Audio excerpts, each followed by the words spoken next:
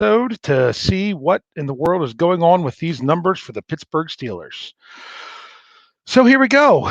We are in the last week of the preseason. It's been a long off season.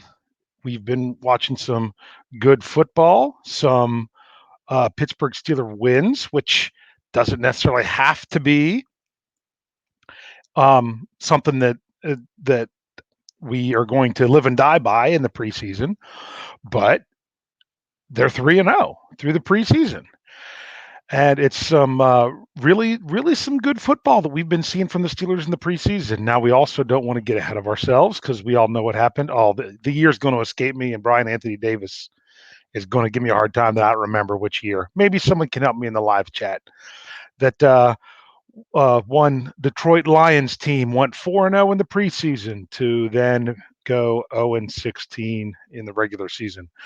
But we're not looking for that from our Steelers. We know that that there's more things going on there than what a lot of people that don't necessarily follow the team closely would see. There's a lot of good depth at some great positions. Really happy with some stuff. So let's jump in now and let's get to last week's game. Just so you know, there is right now currently, as this is being aired live on YouTube, there's the live chat going on, and once again we have what we call the super chat feature, where if you I'm sorry, I just got distracted by getting bent with Bo, who wanted to do another bet with me to bet tickets to a game that the Steelers do not go 0-16. Sorry, Bo, you had your chance. We'll talk about that in a little bit. But that got me distracted from the whole super chat feature, where if you want your comment or your question or your number that you bring up to be to the top of the line, you can use the super chat feature, where you can type your comment. You hit the little $ there. You donate any amount that you want to the show, and it goes into our whole family of podcasts, where we just kind of pull all that together, and then we use it for things such as the David DeCastro football giveaway. That there is still a chance to get in that, but the window was closing. We announced it on the Steelers preview last week that after Jeff and I talked about it on air, we are going to cut off that contest for people to enter it at 4:00 this Saturday, which is the same day and time for cut downs for the Steelers 53-man roster. So we're like, let's make it appropriate. We'll cut it off at that time. So, but that's the super chat feature. If you bring up something now, I'll try to make sure I get to it. But first thing I'm going to do is I'm going to talk about some numbers from this past week, and then let you all give a chance to chime in on your numbers. And then we'll head into next week's game, and we'll talk about some numbers there, which will be pretty interesting, what I'm going to say. And I'm sure a lot of people will have some comments about that. Any numbers that people want to see from this coming week. And then if we have some time at the end, we'll do some questions. Here we go. I'm sorry, that's kind of my phrase. That's because I'm a Steeler fan. I can't help it but say, here we go. 18-6 over the Tennessee Titans. And last week when we were on Stat Geek, what we were talking about was first quarter numbers, specifically first team offense numbers, which we knew they shouldn't go beyond the first quarter. So I have some of them here written down. We had compared them to past years. And what I said that I wanted to see more than anything is I wanted to see 6 points from the starting offense. I was okay if they got, 6 or more points, I guess I should say. I was all right with the offense scoring a touchdown, just one touchdown on one of their drives, or if they got 2 scoring drives that ended in field goals. But 6 points from the offense would have been quite nice. And I was talking specifically about the offense. And if we talk about the first team offense, they got exactly 6 points. But they also got some help from the first team defense via the first team offense and a very nice special teams play to pin the Titans down inside the 5 and then get the safety and get the 2 points that way. And the Steelers got their touchdown. They did not convert the 2-point conversion. I'm so sorry, Bo. That would have given you your 17 points to win your bet. For those of you that don't know, Getting Bent with Bo, who was one of our earlier contest winners with something that we did in the spring for Behind the Steel Curtain, which was tickets to the draft party, which he sent his parents to because Bo lives in California. But Bo said he would come in from the West Coast, and I would have to take him to the game. And someone wanted to say about the bet. Dennis wanted to say, I bet you were sweating bullets with that bet. I was not sweating bullets. I was kind of, I'll be honest with you, I was a little bit disappointed. I thought, uh, maybe a little sweating bullets to have to explain to my wife that I'm going to have to chip in a little bit with my brother-in-law into our season ticket pot. Whenever we each take more than our allotted games, we try to chip in some more towards paying for our tickets for next year. So I would have been all right chipping in a little bit more and getting to go to the game with Bo, but he had to earn it, which he did not. And Bo's bet was that the Steelers were going to score 17 points in the first quarter. And if the, I don't know, maybe the field conditions added to it or not, but Jalen Samuels didn't have, it would have been a real tough play even if he did keep his feet in order to get into the touchdown zone. There you go, Brian. Got to get into the touchdown zone for the 2-point conversion. Instead, it was only 8 points from the starters, which was pretty solid. And then, of course, we had 7 more points when Mason Rudolph came in, and on the second play, hit James Washington for the 41-yard touchdown. Got to 15 points. I knew at that point the only way they were going to get to the 18 is if the defense got a turnover in the last couple minutes. But sorry about that, Bo. Yes, Ali said it. Everyone from the chat was score watching for that. They were pulling. They were pulling for Bo. Bo, of course, he blames Jalen Samuels. But that was a lot of fun. That was a lot of fun. The way that that panned out. But there were some other good numbers from the game this past week. Let's see. The Steelers, they did not go 3 and out with the starters. They got at least one first down on every drive. So now, granted, they stalled their first 2. That they let's see, they got a first down. Let's see, it was 6 plays, so they got the third down. They got their first down, and then they didn't convert there.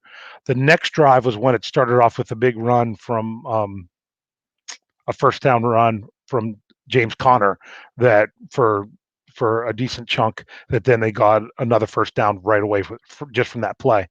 And then they stalled after that one. So it was a 6-play drive, a 4-play drive.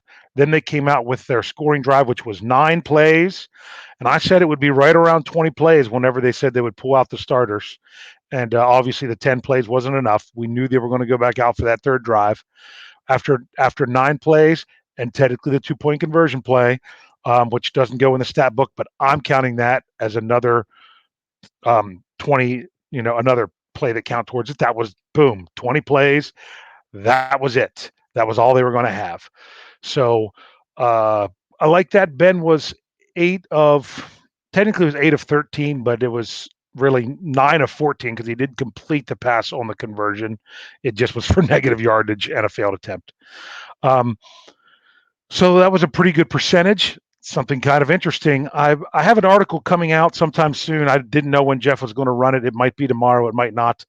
I actually went in and broke down every passing play for Ben Roethlisberger and the pass protection, because one of the things that I really liked from this past week, a great number: 0 sacks, 0 quarterback hits. I don't even know if they would have considered anything, but as other, as even a rush.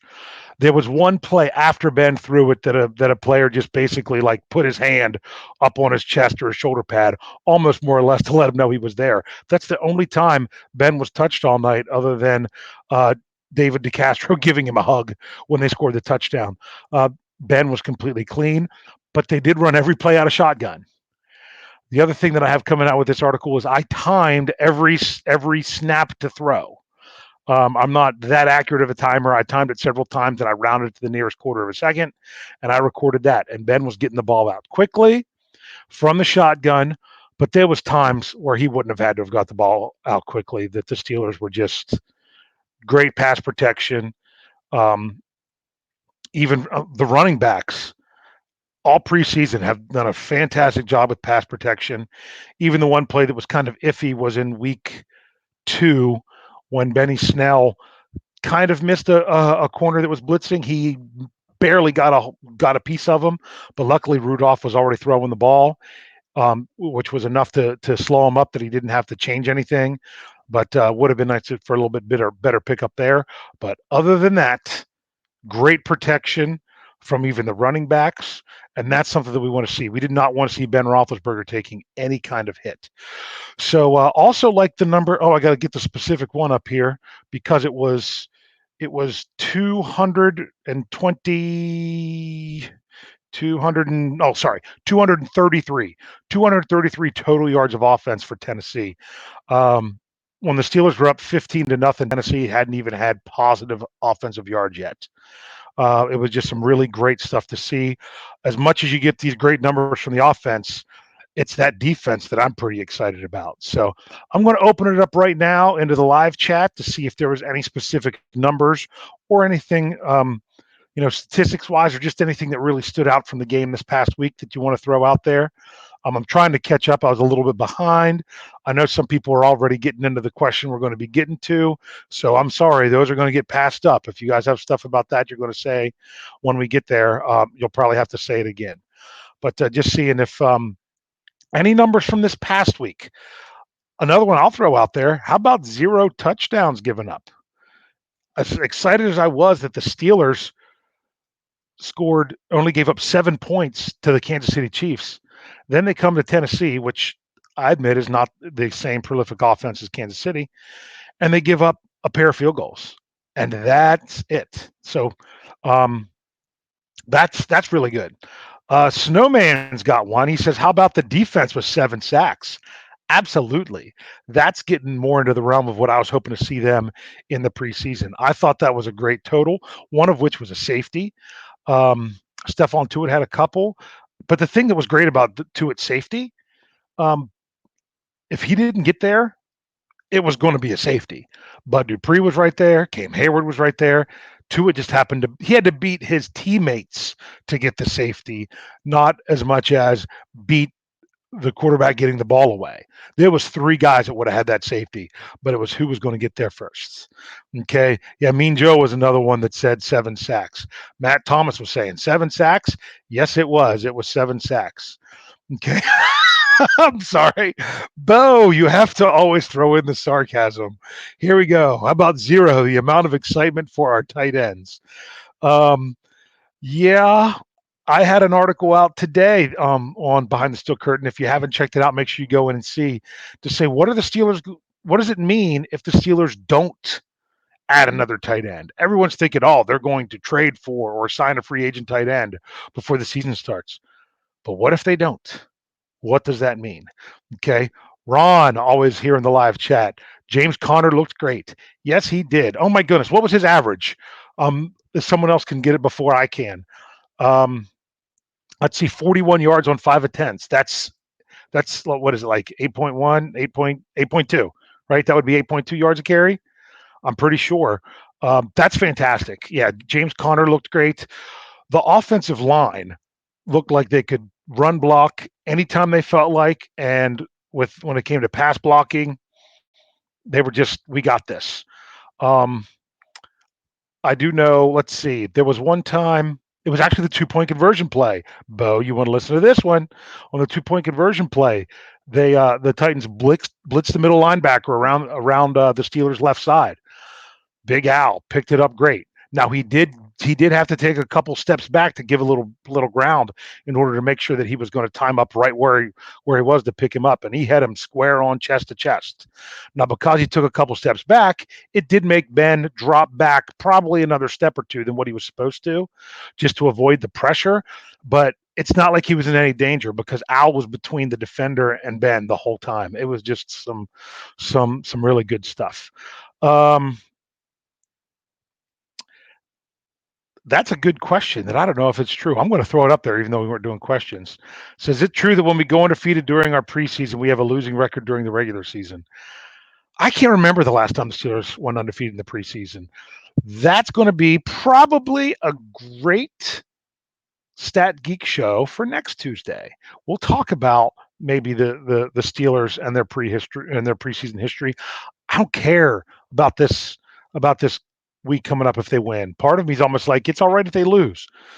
But I do like seeing that these guys fighting for a roster spot, which we're going to get to really shortly.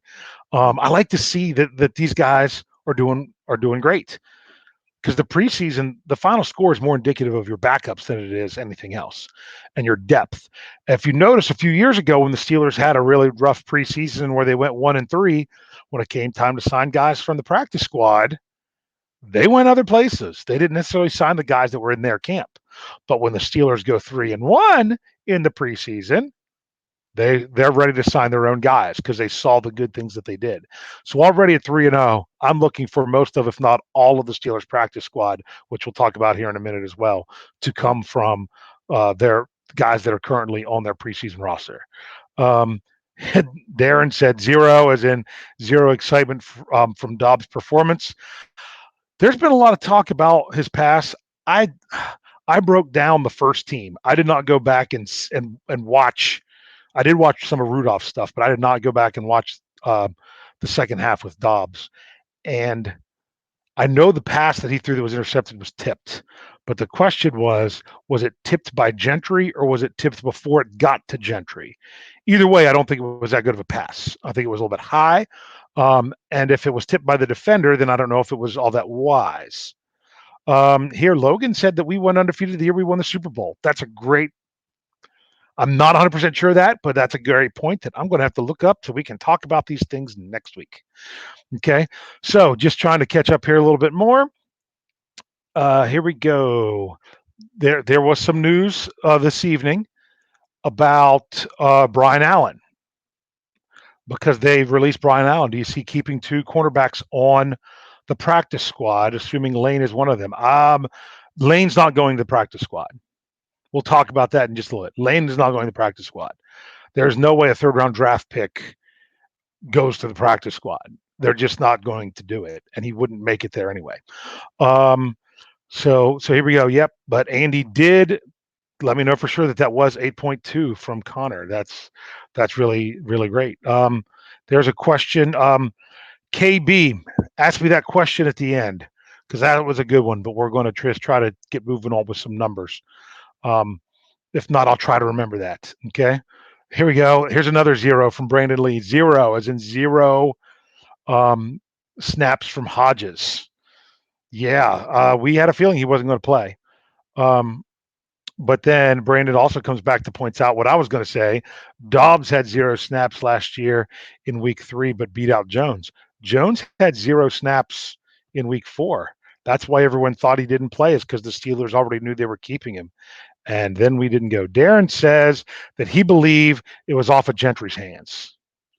And that's exactly what I was saying. Crazy how Dobbs can manage to overthrow someone as tall as him. That's crazy. Some people agreeing about some stuff that we're going. Logan said, looked it up, said 3-1 when we won the Super Bowl. Okay. Sean came in there. I'm going to save those. I'm going to save that. That's going to be some good stuff to go back and see. Although it's hard to get preseason snaps. It really is. So let's transition. Let's go into this week coming up, this game coming up. And I'll be honest with you, when it comes to the numbers for this game, it's not about statistical performances on the field. Would it be nice to see a quarterback throw for a couple touchdowns? Yes. Would it be nice to see Benny Snell get X number of carries for Y number of yards and Z number of touchdowns? Absolutely, because I think he's going to have a pretty big workload since they held him out last week. Clarification on the holdout from last week. From what I understand, Deontay Johnson and Benny Snell were held out, not that they weren't physically able to play on Sunday, but they had missed practice time that week, and being rookies, they thought that it would be more indicative of their performance if they were given more preparation for the game. So that's what was going on there. But going into this week, to me, it's all about earning that roster spot, earning that spot back. Here is my number, and it's not about what I'm going to see as a result of this week. It's what I'm actually looking at when I watch this game Thursday night. I am looking at what I've calculated, and some of you may disagree, and I'll run through this because this will be fun. I calculated that there are 27 spots to be with the Steelers organization that are up for grabs Thursday. Those 27 spots are from 16 non totally secure roster spots and 11 practice squad spots. Now, obviously, with the 11, in order to have 11, one of them has to go to Christian Scotland Williamson because that's the international exemption for him to be on the practice squad and have it not count as a player. I know early on in camp, some people would really like to see him step up and make the squad. I did not see that happening this year, even unless he was hands down, head and shoulders above everybody else at the tight end position, because you get to keep him for a free spot without having to use a roster spot, which is great. So it makes sense for him to be on the practice squad. Now, the one exception is, and it was brought up in a previous show, I think on the Steelers preview, is that could he be poached from another team to sign to their active roster? Yes, he can. So that is one downside of that. But I'd be really surprised if anyone really wanted to do that. Okay. So my number that I came up with was 16 roster spots that I think are not set in stone. I have that 37 roster spots are, and I'm going to run through these. So I got to read these. So you got to be a little bit patient with me. I have the two quarterbacks are set in stone. Obviously, Ben Roethlisberger, and in my opinion, Mason Rudolph is on this roster. Is it completely set in stone that he's the number two? No, because you don't know how they're going to do it. But if he's not the number two, then he's the number three.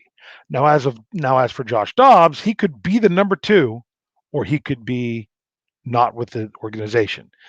I don't see that with Rudolph. So I have two quarterbacks. I have three running backs, including the fullback. That would be Roosevelt Nix, James Conner, Jalen Samuels. Personally, I would love to put Benny Snell in that category as well, because I feel that any draft pick in the fourth round or higher is going to be kept on the team, unless they can come up with a reason that he's injured, since he missed some time and he goes on IR instead.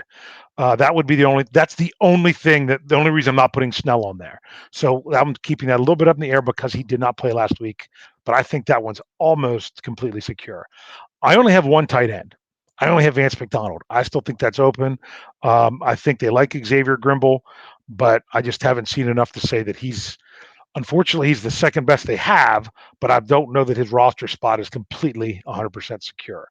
I have four wide receivers in Juju, Washington, Moncrief, and Johnson, where there's about four or five guys battling for what I have as two spots that would be available there. And for the offensive line, I have at least seven and possibly even eight, which would then, if it's seven, then that would leave two spots open. Going there to the starting five, BJ Finney, and I'm still saying Chooks Okorafor, because he's a third round pick in his second year. I don't see that with them. And personally, if you include Chooks, then I think Banner basically has a spot, because I think he's outplayed him.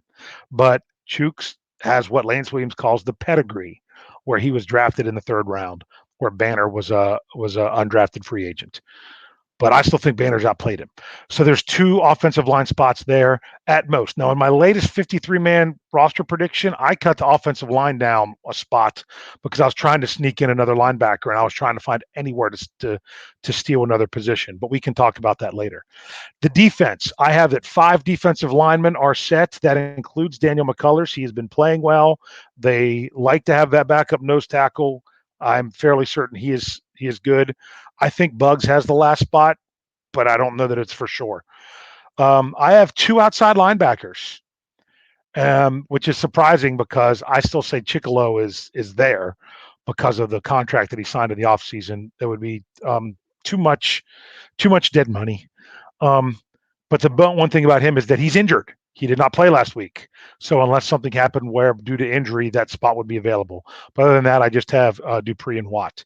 Inside linebacker, I have the definites as 3 as Vince Williams, Mark Barron, and Devin Bush. I do not have Matakevich as a definite. I just think he's highly likely. Cornerbacks, I have all 6 of them. I have that the cornerback is the most, other than fullback, that is the most set in stone, that the 6 cornerbacks basically have their spots, especially with Brian Allen being released, waived, injured today for the waiver claim that they have. I still think anything that they're claiming and adding could just be players they have in line that they'd like to get on the practice squad. And then for safety, I just have the 2 starters. So therefore, I have 18 locked roster spots with 7 available for the defense, 17 locked roster spots for the offense with 8 available. And when it comes to the specialists, I have 2 locked. I think Boswell's locked. I think Cameron Canaday is locked, and the punting job is still open for debate. So here we go. So there's 16 roster spots and 11 practice squad spots.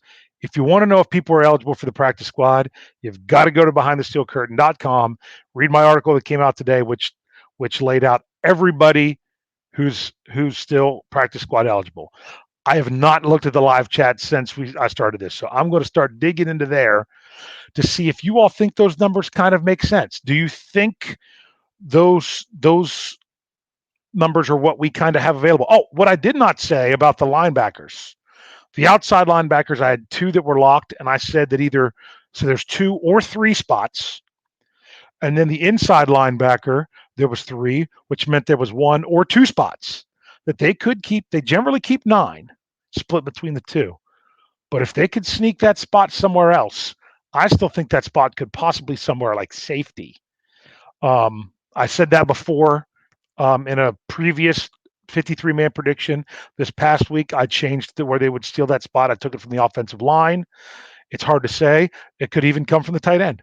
But they could go 10 linebackers. I know that was talked about earlier in the live chat. So that's what I have, and I'm going to look here. What do you guys think of these numbers? What do you think of who's the definites, how many roster spots you have, and who do you think are going to be filling in some of those roster spots? Okay. So I'm just trying to scan through here to check up to see, because I know you guys were talking about a lot of different things as I was going through. So here we go. Ron, I think he's talking about this from overall what I said. He says the numbers make a lot of sense of where I was kind of breaking it down. Someone did say about Brian Allen to the practice squad, if he was waived injured, he has to go through waivers just like before. That does not mean that the Steelers cannot sign him to the practice squad.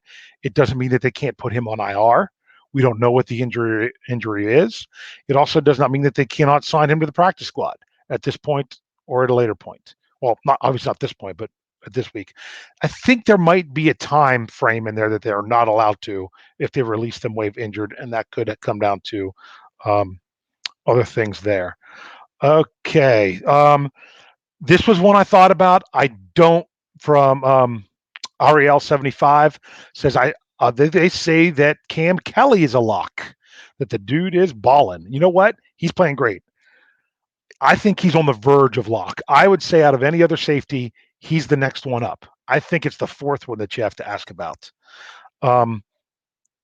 Cree says he thinks that I'm pretty much right on the numbers. I'm not trying to be right. I'm just trying to give what I think. Getting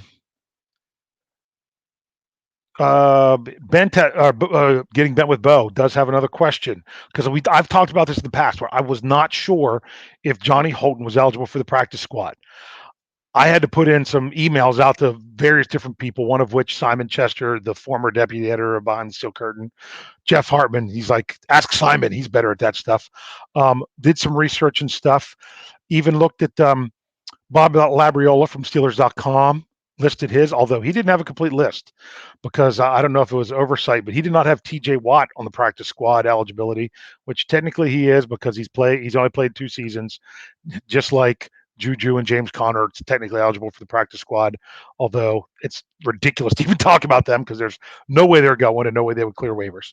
But Johnny Holton, I did put in the article about the practice squad that came out today, 3 special cases of guys that were kind of unusual. Johnny Holton was one because he was 2 years on the active roster in Oakland and then 1 year on the practice squad. So therefore, he hasn't hit 3 accrued seasons to where he's ineligible, but by being on the active roster, and he also has not used up 3 practice squad seasons. So he technically is still available. Mike Hilton in the very same boat. He's only been 2 years fully on a practice or fully on the roster, and technically his 1 year on the practice squad between the Patriots and the Steelers wasn't enough weeks in the practice squad to even count as a year of eligibility. If Mike Hilton suddenly starts to fall off the map, and he technically would have 3 years of practice squad eligibility. Jordan Dangerfield's the crazy one because he wasn't on a practice squad.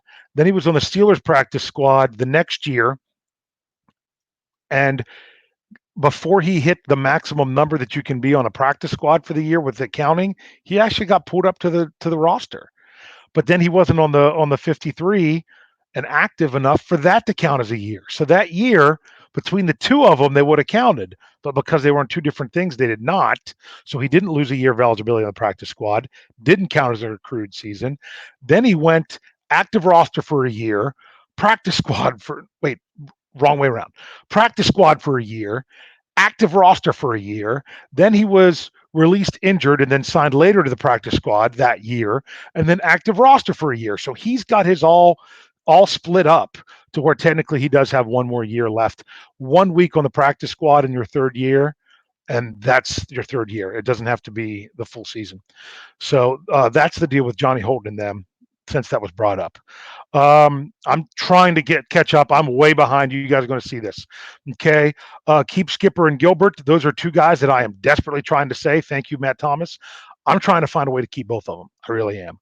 Logan DiLorenzo, Ola to IR. A lot of people are saying that. I say, no way.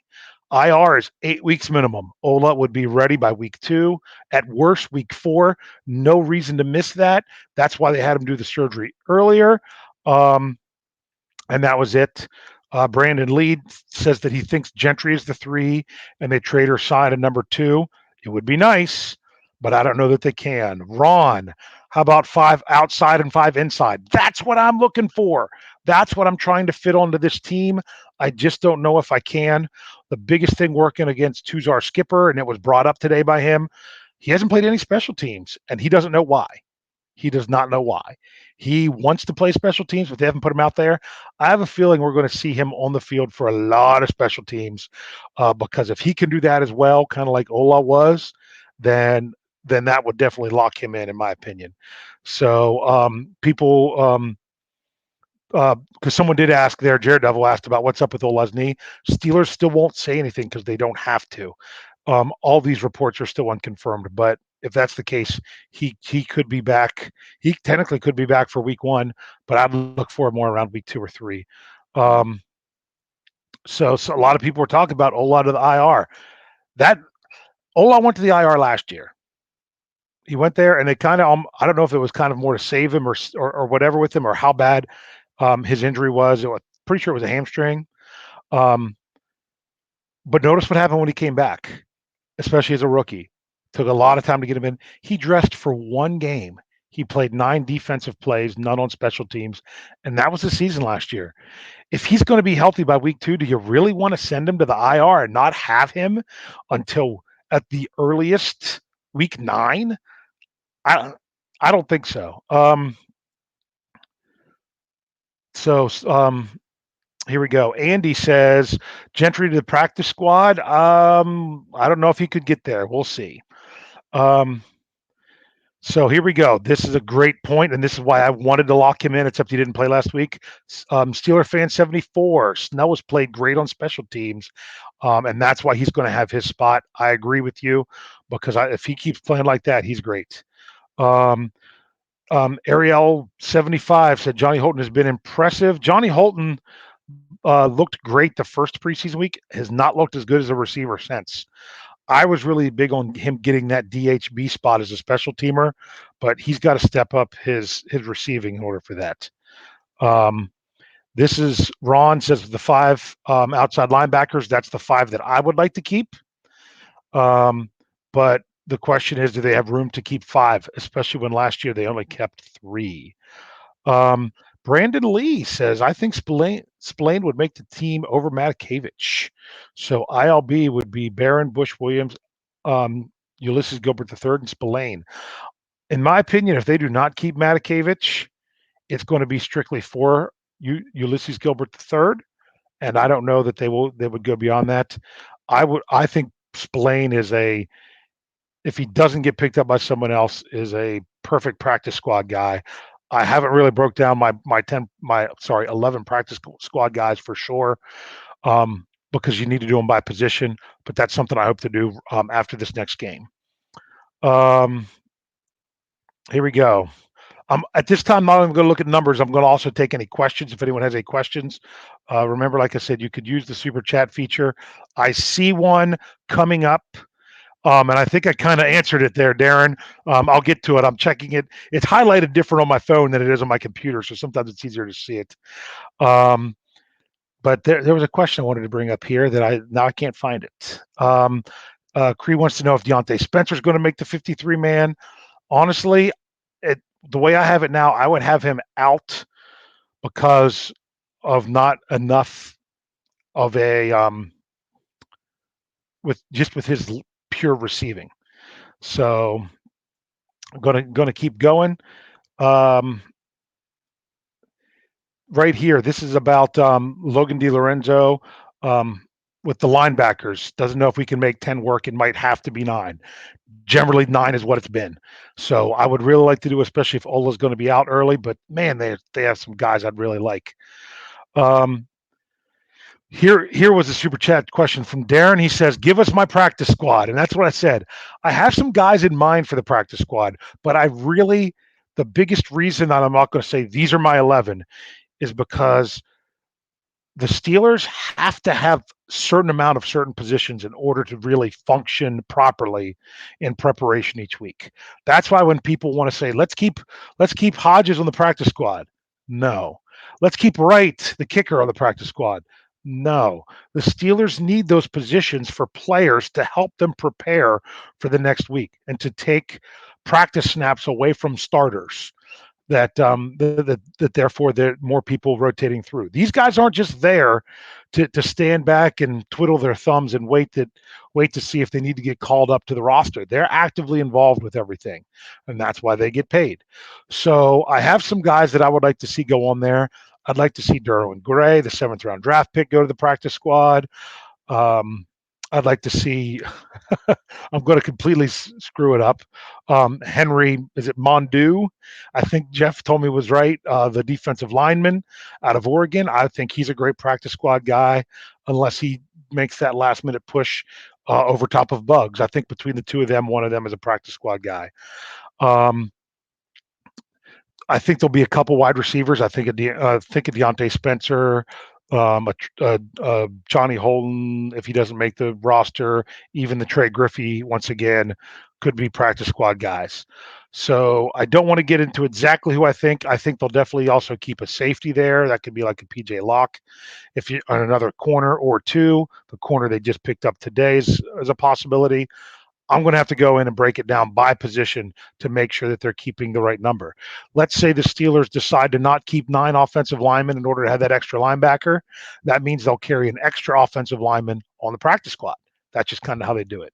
So this is a pretty big topic coming up here. I know we're going a little bit late tonight, but it seems that people are pretty active with what they're thinking here. So, yeah, because once again, this is kind of reiterating something before Steeler Fan 74. Snell's played great on special teams, and pedigree gets him a roster spot. That's why I say that those 4th round picks generally 4th and up, you think are going to make the team. It's a big deal when a 4th round pick doesn't make the team. Kind of like back in the 70s, Mr. Wonderful, Terrific Mons Senior. He wasn't senior at the time. The defensive back out of Nebraska that was drafted in the 4th round that was kind of like a complete dud. I'm going to be very impressed if anyone in the live chat actually remembers that reference. That was thanks to my father. Um, so here we go. A lot of people are just saying that they liked my numbers and they're just commenting on how it would play out. So a lot of love for Ulysses Gilbert III. I agree. I really want him to make the squad. Here's a question: what about Sutton Smith? That's practice squad. His ship has sailed. He did not get to play enough the first two games. He did not impress in this game. I think he had one tackle on a lot of plays. Um, at this point, I almost don't want to see him shine too much, so it's easier to get him to the practice squad. But being drafted in the sixth round, I think that could be a good place for him. Um, Someone saying maybe Brandon Lee saying maybe they only keep five wideouts and then dress them all, then carry extra one on the practice squad. That's a possibility if they need to. Excuse me. And if they would do that, I would not be surprised then if then things get shifted around later in the season because we know an injury at some point is going to happen. We just hope that it doesn't happen too high up the depth chart. Um, so here we go. Ron, Dave, non-offensive lineman. Do you think? I think so. I think it'll be 9, especially if they're struggling with tight end, because then you're going to be use someone like a Chukwuka for as a second tight end when you come in a run heavy situation, because all he's going to do is block. I would much rather have an offensive lineman out there blocking than a tight end because he might sneak out and catch a pass. So I think that's big. I think that's good. Um, a lot of people, a lot of great discussion here, guys. Sorry that I'm skipping a lot around some of this, but that's some really good stuff. There's just so much about it. Question from Ollie Howard: what happens when guys with contracts get cuts? Do they get any percentage of money or just nothing? Honestly, that comes back to for their contract of the year. That shouldn't be anything, but it doesn't mean there's not a cap hit based on a signing bonus or whatnot. But they've already received that signing bonus. That's what I was going to say. Here, Reginald Rivers, Fred Johnson, practice squad. He's my ninth lineman. He's my ninth lineman. He's the guy I want as the ninth guy. The only reason I wouldn't keep him as another guard right now and keep the extra tackle is because Matt Filer's ability to play guard. But I would really like to keep 9 and have Fred Johnson be one of them. I think he's done a really good job this year. Um, so here we go. I'm sorry I'm skipping over stuff. If you definitely want me to see it noticed, remember we got the super chat. Um, um, do I think the punting battle will come down to week 4? I think it could, or it might become more clear in week 4. It might be that we didn't know how much of a battle it was. If there's even a chance there, I don't know. Um, I actually thought Jordan Berry did better this past week. He did a nice job setting him up for safety. I just wish that he could have a longer average, especially when the Steelers are deep. He's not a field flipping punter, if you know what I mean. Okay, Darren wanted to know the least impressive draft pick. So far, I haven't heard anything with Derwin Gray other than when he commits a penalty. You get that with offensive line some, but because you don't hear much from him, it could be someone they could hold on to. Um, so I'm still trying. I'm still trying to get caught up. Here was another super chat question that I almost missed. Thank you, Tom. $2 into the tip jar. Who gets a spot, Grant or Tyler Matakevich? I want. I want Grant, but the Steelers are going to want Matakevich. So I'm probably going to be both. I really think that Tyler Matakevich, especially when it comes to coverage, is a liability at linebacker. The only way he's getting on the field at linebacker is in place of Vince Williams and only on most likely going to be a run downs or formations where he's not going to have to really cover someone because they don't have enough receivers in the game. That's the only way I'm really comfortable with him being on the field on defense. And I'd still rather have Vince Williams. So, and if Vince Williams goes down, I'd rather see the combination of Bush and Barron. I think Gilbert has showed so much more as a linebacker, especially in coverage through the preseason, that the only reason Matakevich is hanging around is because he has been on the verge of the Pro Bowl as a special teamer. So that's that. I see that I'm hoping to get to another super chat question here soon. Um, So it's funny because when I highlight these, when I scroll over these, sometimes it makes them go so light I can't read them. So that's why I usually, if you're watching on YouTube, you're seeing me squint. Here we go. Ron says he's old enough to remember Wonderful or Wonder. What they called him, Wonder Mons. His full name was Wonderful Terrific.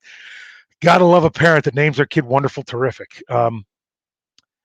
Matt Thomas asked about, didn't quite get it spelled exactly correct. But what do I think about Marcus Allen from Penn State?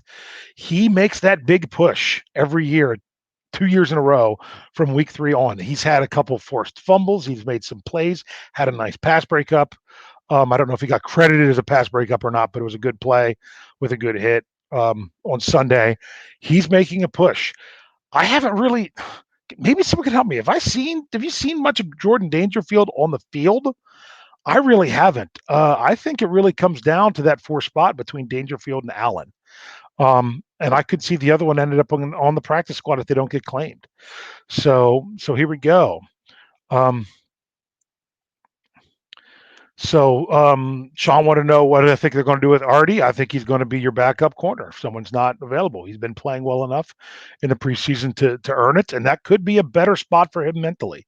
So we'll see. Hey, there you go. Sutton Smith should be the backup fullback on the practice squad, is what Humberto Nunez says. I'm like, well, if he's on there, he's probably going to be both. Um, so here we go, still trying to catch up. So making sure I'm getting to these super chats. Um, Speaking of cut downs and everything, why I'm really behind from you guys. So I've just got to skip to the super chats. Here's Snowman's. Okay. Who would be a surprise cut on Saturday? I think there's people that could be cut, but even if they are, they're still going to be surprised. If Josh Dobbs gets cuts, it's a surprise. If Eli Rogers gets cuts, it's a surprise. If Zach, if Xavier Grimble gets cut, it'll be a surprise. If Ryan Switzer gets cut, it'll be a surprise. If Tyler Matakevich gets cut, it'll be a surprise. I would be surprised if either Skipper or or Gilbert get cut. I think they both are young enough they should make it. Those would be some surprises. But you ask about that on Saturday, and Jeff Hartman and I are in discussion about. Um, did I say Grant at one time, Ron? Did I say Grant instead of Gilbert? Or no, maybe someone else said Grant. I could mess it up too. Grant is Gilbert. Just put Ulysses in front of either one of them, and you'll have an idea what's going on. Um, Ali, Dirty Red was the only slow defender on the field in week 2. That's. I think you're right. Other than that, as fast as his defense is, it makes him look even more like it's slow. Here we got one. Tom um, threw threw another $2 in the tip jar. He said Gilbert, not Grant. Hashtag wrong name tab. Yes, I've done it. Coach Tomlin's done it in a press conference and gone with said Ulysses Grant. Um, yeah, because I think these were probably typed before I even answered them about Dangerfield or Allen. That's tough. That's tough. Personally, right now, I would lean towards Allen just from what I've seen on the field. Um, so that's what we got to do. It's all about the in-stadium play. So I finally caught up with the live chat. You guys were fantastic tonight with this. This was great. But as I was mentioning, Jeff Hartman and I are in discussion. It looks like there's a really good chance that we could be doing a podcast sometime Saturday, depending on his family stuff and my family stuff. Um, I like to do podcasts when my kids are in bed, so you don't hear all the screaming in the background. I know some of you might appreciate that because I am on the East Coast. I know we've got a lot of people that watch from overseas. So sometimes I have to make sure that I say that we are getting close to 10 o'clock on the East Coast. But if we can set it up, obviously we're gonna have to get some articles out right away when they release their roster and the cut downs. Jeff and I are talking about doing a podcast just to talk about the 53-man roster. I know a lot of you that are in here now would love to be involved with that. That would be fantastic. But in order to do that, you need to go to YouTube and go to Behind the Steel Curtain, the BTSC radio. Go to the page and subscribe. When you subscribe, you get an alert every time we go live. So whether it be this show, whether it be the standard is the standard, whether it be the Steelers preview, whether it be the hangover, whether it be Lance's "Yeah, I said it," whether it be Jeff's burning question or Steelers one-on-one or whatever he does with that show, which changes up some. Um, that's going to be an alert every time we go, because sometimes Lance has to do his "Yeah, I said it" earlier in the day on a Friday or a Saturday. So then that way you'd be ready for it. Snowman brought up 140 in the chat room. Yep, that's been a really good night with you all, with great discussion. I really wish I could have hit more of your keys, but it's funny because it's supposed to be stats, and I brought up the stats of the number of players, but everyone wanted to talk about the players. Okay. Um, Someone said that you have to click the bell to get alerts on YouTube. I didn't have to click the bell. I don't know if I did or not. So from when I get it, but I get an alert every time we go live, even when it's my own show. That way I know it's working. But a lot of times, like I'll be saying, "Oh, I wonder when Brian's going live." Boom, there it is, brought up. But either way, you might have to chat. You might have to click on the bell to get the alerts, but you can't do that unless you're subscribed. So let's subscribe to that YouTube channel. I know we're over. 3,300, might be 3,400. I'm not the one who's checked. Um, yes, Tom using the super chat feature says you got to hit that bell. Don't forget, got to hit that notification bell. I was unaware of that. That's good. Maybe I got to make sure that Jeff knows that too. Hit that notification. Um, so it's been a great show, guys. I've really enjoyed this tonight, even though it's gone probably 15 minutes longer than we usually try to do, and we didn't talk a ton about specific numbers. We talked about which players are going to fill out those numbers. So like I said, there's about 16 spots that I think are up in the air on the 53, and you got the 11 spots on the practice squad. That's what's to watch Thursday. And for those of you that didn't know, and there'll be the article that I do coming out in the morning that tells you where you can watch the game. What a treat for Steelers fans in preseason of 2019. NFL Network decided to do the Steelers Panthers game as their national game for Thursday. So that was 3.5, because I'm not giving credit for the whole one. Technically 4 games, all 4 preseason games, nationally televised in 2019. Didn't have to do anything special or do what I've done in the past. Had to just listen to it on the radio. They were nationally televised for Steelers fans outside of the Pittsburgh area, which was great. So NFL Network, I'm hoping they don't say this one's a dud and try to switch to something else, because that's going to make it really hard for me to do my job, because I already wasted my free trial Game Pass to watch the second half of week 2. But that's fantastic news for those of you that did not know that. So Crease saying, thanks for my time for the show. It was a good job. I'm not doing this for a good job for me. I just want this show to be something that's enjoyable for you all, to tune in live on YouTube and enter the live chat for you to rewatch on YouTube, and for those of you listening on audio. Remember, Jeff's been asking people to do it. If you get a chance to go if you listen to the podcast on iTunes, go in there and leave a comment and rate the show, because there's a lot of old stuff from when we had before I was even involved with the podcasts. There's a lot of stuff in there, the comments about the poor audio. We've got past that. The worst thing we have going on right now is Brian Anthony Davis's internet connection, which we are desperately working on, and that he has been stressed out and working on that so hard. If only you guys know how he was working with that. He's doing a good job trying to keep up with that. So it's been a great show. We will be back next week on Tuesday, and it looks like the Tuesday nights is going to be our regular night as we're coming. We'll announce more of what we are hoping to do as our lineup of podcasts for the regular season. But once again, thank you all for joining in, and I'm going to send you off Lance Williams style, telling you to tune in, tell a friend, and subscribe. We'll see you next time.